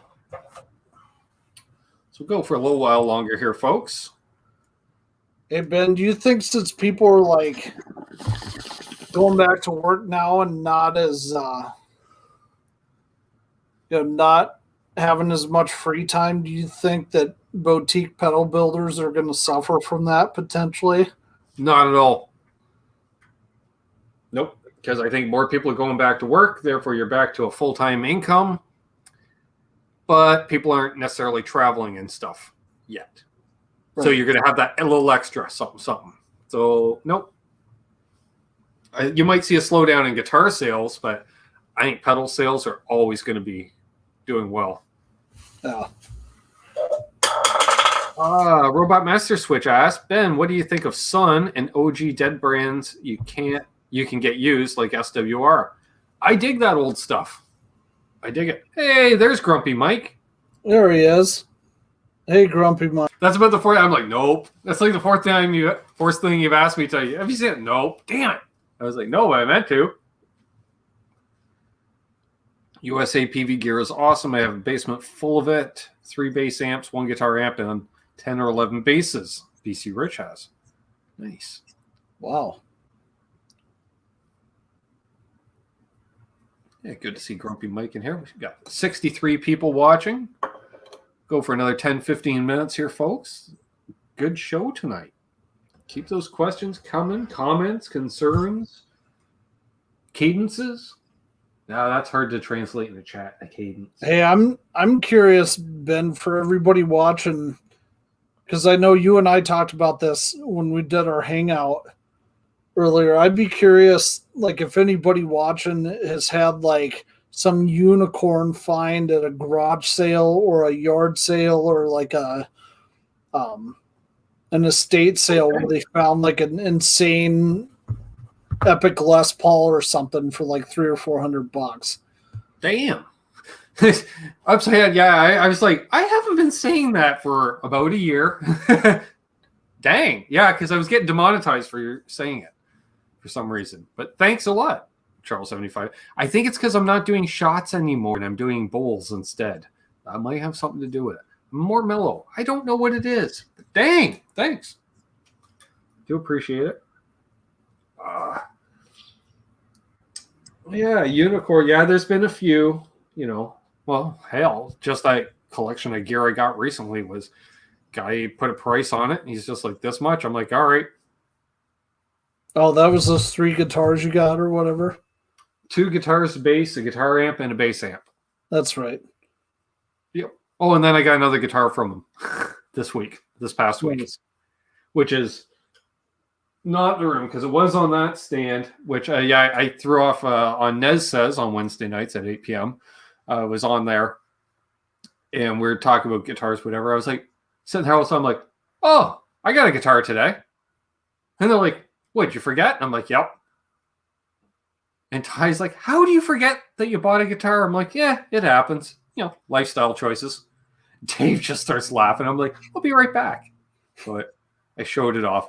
I won't give it away right now. You can go back and check it out, folks, or tune in. It'll be on the workbench soon enough. We'll see. Which I'm also planning a remodel in here at some point, so we'll see how that goes. Teisco Spectrum 5 for $5. Wow. I saw a blackface Fender head for $50.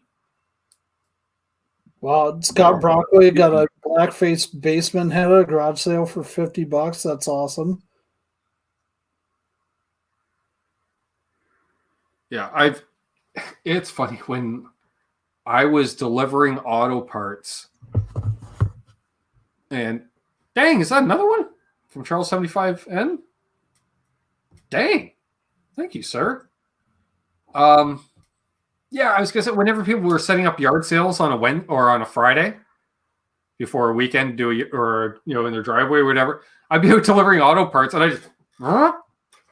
I just quickly get out, and even if they're just starting to set up, I'm like, Do you have any musical instruments or anything? And it's a simple yes or a no. You know, it could be come back tomorrow, sure, or just no. I'm like, okay, thanks. Boom. Back in my car I go. But sometimes there was a yes, and I always carried a few $100 in my pocket just in case. I need to start doing that.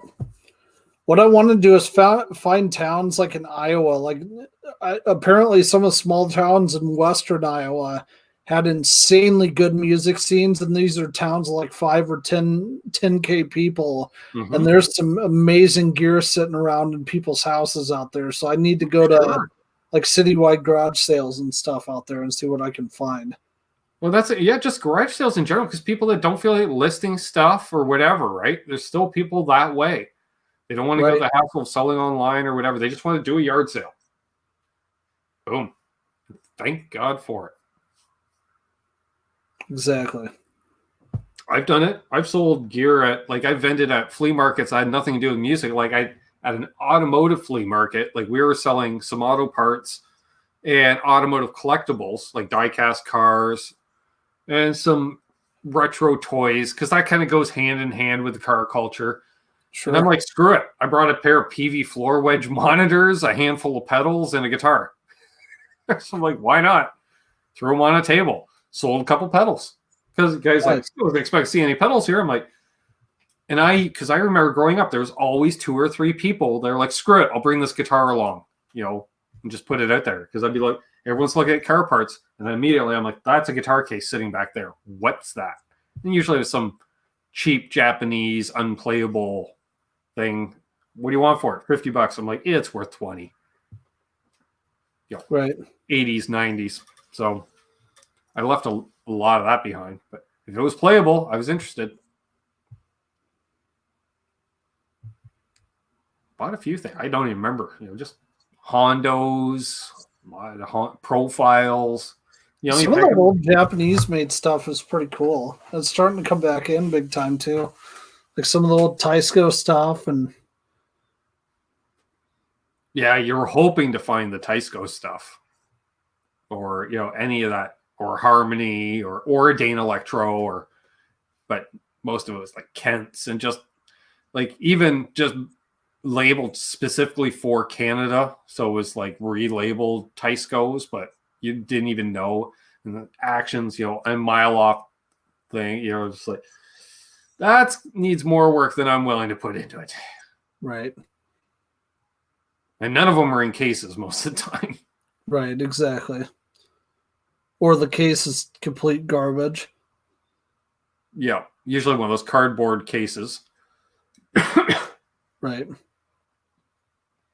That's the other thing I should have done, is had Glary send me a case for that GST2 I just got, and see if those are any good or not. Wouldn't that double the value? Yeah, I probably would, actually. It's like when I take the Jay Tercer to a gig. Like, isn't that case worth more than the guitar? I'm like, yep. You know, because they were, like you say, 175, 200 new, so used, they're $100, you know. Right. Hey, Grumpy Mike, thanks, man. I appreciate it. Don't forget, silver tones and the airlines. Heck yeah. There's a guy in my town that, like, he used to go around, and this is 30 years ago, but he still has all this shit at his house, because I've been to his house before. He went and just collected, like, and his is mostly drums. Just went, anytime somebody had drums or parts out at a yard sale, he bought it up. So this dude has like 3 whole buildings just full of old drum gear.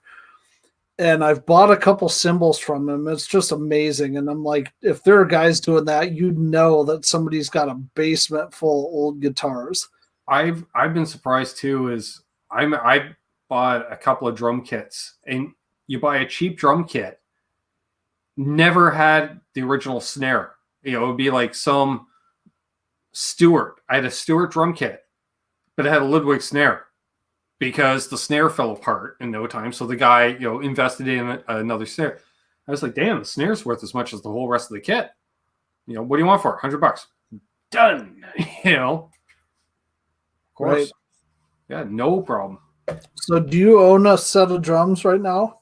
No, I do not. Hey, David, I don't even know how to play drums, but I want to get an electric set. 1, to learn, and 2, to put together a virtual band. Right. Because I have friends that play, and they can just pop on in. Great to see David in here. Nice. Got 58 people watching. Lotus Cushman NYC says he has a Lotus Strat made in India. I actually like Lotus stuff a lot. The couple I played have been decent. Nice. I remember the Area Pro 2s as well, Robot Master Switch.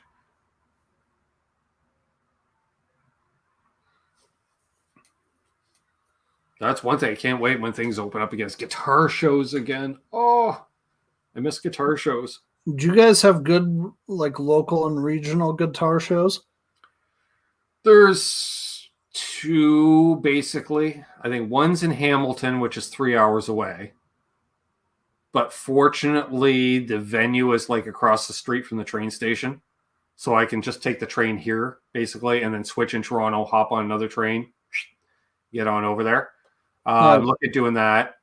Also, ironically, in Colborne, which is a small town of 2,000 people, they put on a decent little guitar show.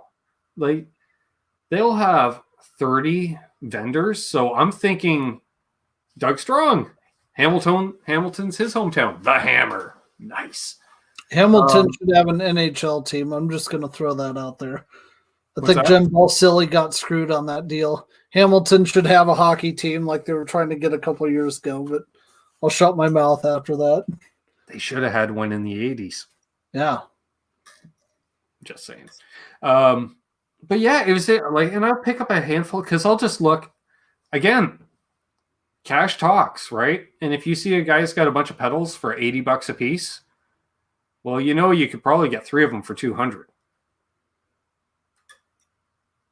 Yeah. You know, or how much for 4 of them or 5 of them or whatever, you know, just buy in bulk and, or precision buy, you'll see certain tables. Yeah, that's all fair market value. That's underpriced. I'll take it.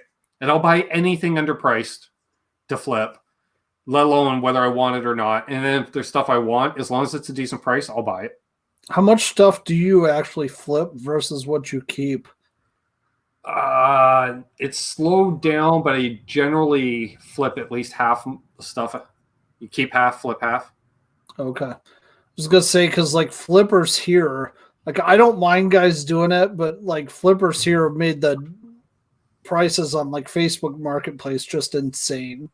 Well, and that's the thing. I don't, because I'm in a small area too, like people know when I post because I did it by mistake. I just decided, okay, you know, I have these 9 pedals for sale.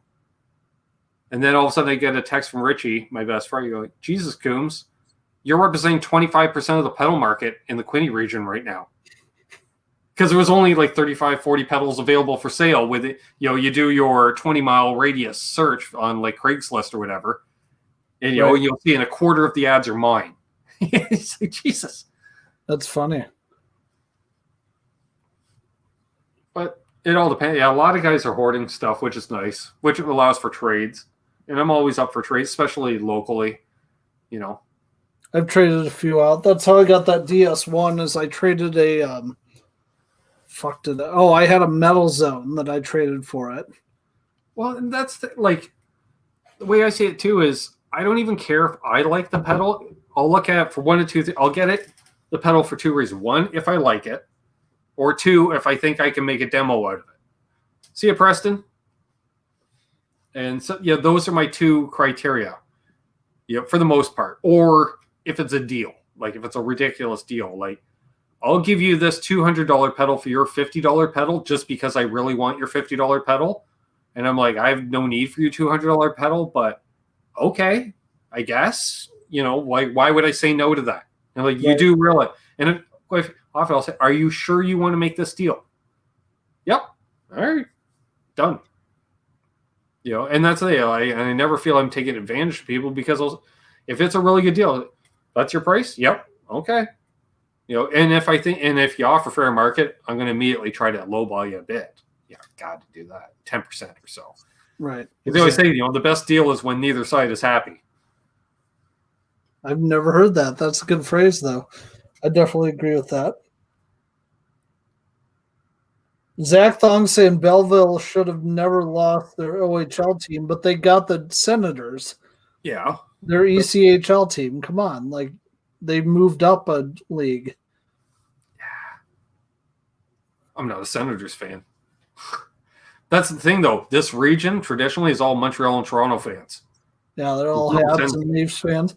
Yeah, the only Sens fans was because the Sens didn't even have, 50% capacity in their building forever and a day. So people started becoming Sens because you could get tickets, because you couldn't get tickets to the other teams. Right. Well, that's the other good argument for why Toronto should have another team. Yep. You need to bring back the St. Pat's or St. Pete's or whatever they were.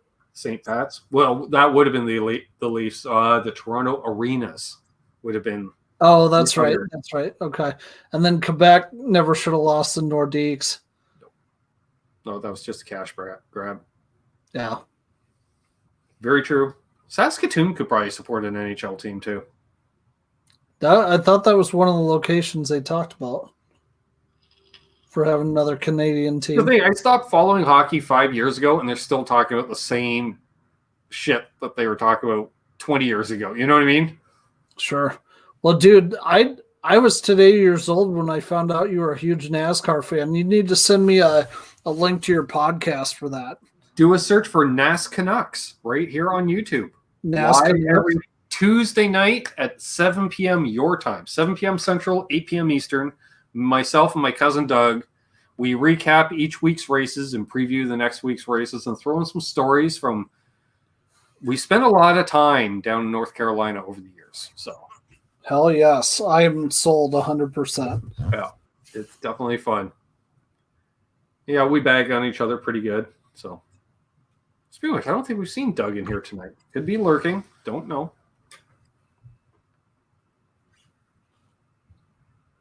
The NHL debate never ends. Exactly. Like, what else would you talk about at Tim Hortons? Hey, I want to know for the people watching, what's the first concert you're going to go to when things open up all the way? Because I'm going to see Foreigner for the first time June 24th. They're coming to town about an hour and a half from me. And Mick Jones is my all-time favorite guitarist. Like, if I actually get to meet him, I will probably be jumping up and down, screaming like a 13-year-old girl at an NSYNC concert. Ironically enough, when I plugged in a certain guitar we were talking about off air earlier, the first song I played on was Hot Blooded. Nice. I had it stuck in my head, and I put it on the LP887 and just put it on the red channel, high gain, just bang. I'm like, yeah, you hit that F to the C. I'm like, oh yeah. Yeah, that's awesome. Mojo 67 was Jason Isbell. Awesome. I'm hoping to see my buddies playing Sleazer soon enough. Because I'm just interested in watching some local talent. I don't have any, because a major concert, you're going to Toronto and it costs you the cut price of a Harley Benton just to sit in the nosebleeds. Yeah. See, the problem here, like, I would rather support local music as well. But like in our town, there's one venue that does local bands. And the rest, it's like all top 40 covers. And it's like, if I want to listen to that stuff, I'll just, like, not that they're not great musicians. Like, I know most of the guys, but if I want to listen to that stuff, let's turn on the radio. Yeah. I want to hear original stuff, like people creating new stuff. Yeah, we do have one local venue. It's a restored theater that seats, I don't know, 600-800. So, like, April Wine plays there. So, they're back in town. And the nice thing is, the last major concert I went to, Tom Petty, tickets was basically 200 Canadian with all your service charges. Plus, you got to go to Toronto. For $50, I can see April Wine and sit in the 10th row. Right. And guess what? It's an older crowd, so I can sit down the entire show. Yes. I don't have to stand. Woo! I don't want to do that. I don't want to be in the pit. I don't want to be in general admission. Dude, Tom Petty's overrated anyway, so I don't know why anybody paid $200 to go see him. Oh, Tom Petty was amazing. Amazing.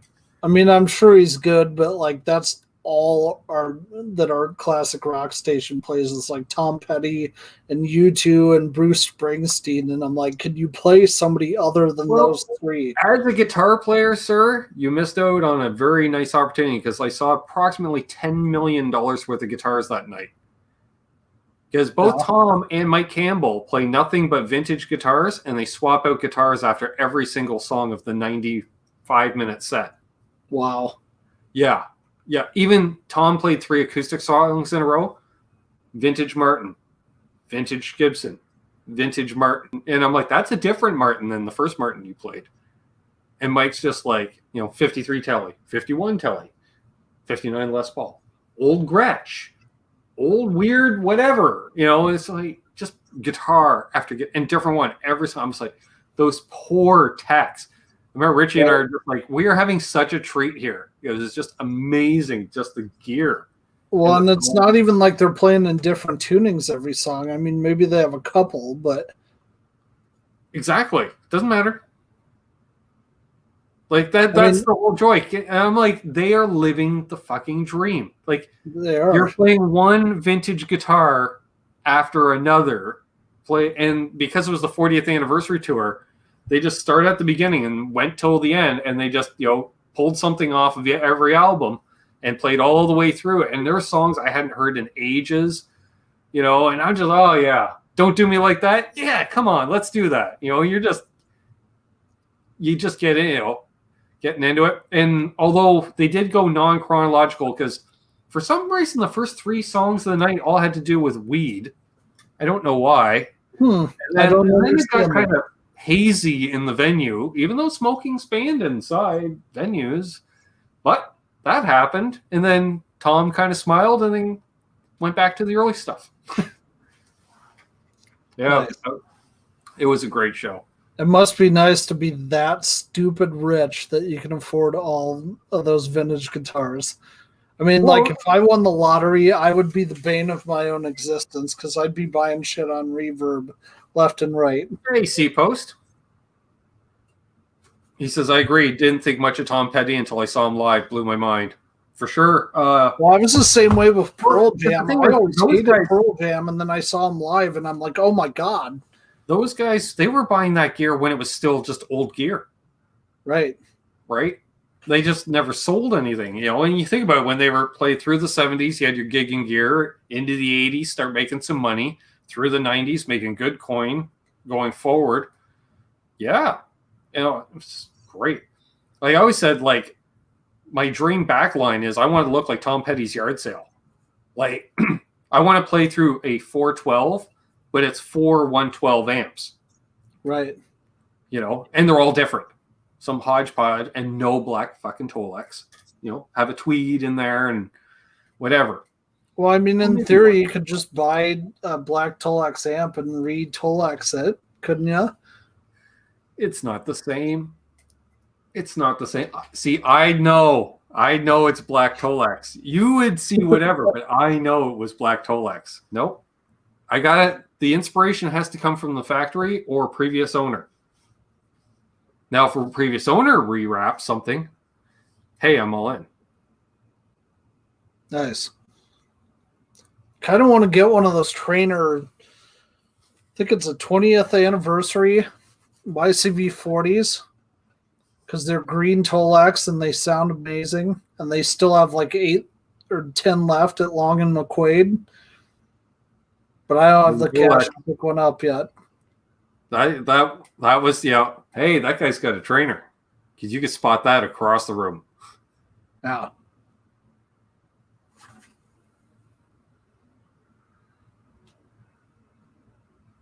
See a few people talk about various things Tom Petty-esque. And yes, Miles got his guitar back last year, 2 years ago. He got that guitar back. Which is great to see.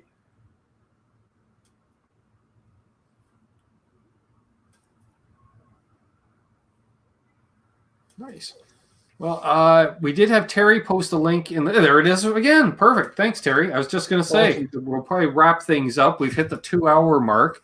We got a link to Basement Guitar Superstars channel. If you haven't already, please subscribe to his channel. Terry put the link in the chat. Thank you very much, Terry. Before we totally wrap things, coming up tomorrow night, Canucks with Guitars with myself, Terry, and Bent Tom. That's going to be fun. With live Q&A. Perfect. Tuesday night, I'll be doing NAS Canucks live. We're going to be talking road racing from Sonoma and Mid-Ohio. Perfect. Wednesday, Nez says, going to do that. Do we have a guest? We might have a guest. Oh, I think we do. Anthony Segazy. Anthony Segazy? I think that's who is going to be. He does some stuff with Sirius XM. So we're going to be talking about that. That's going to be fun.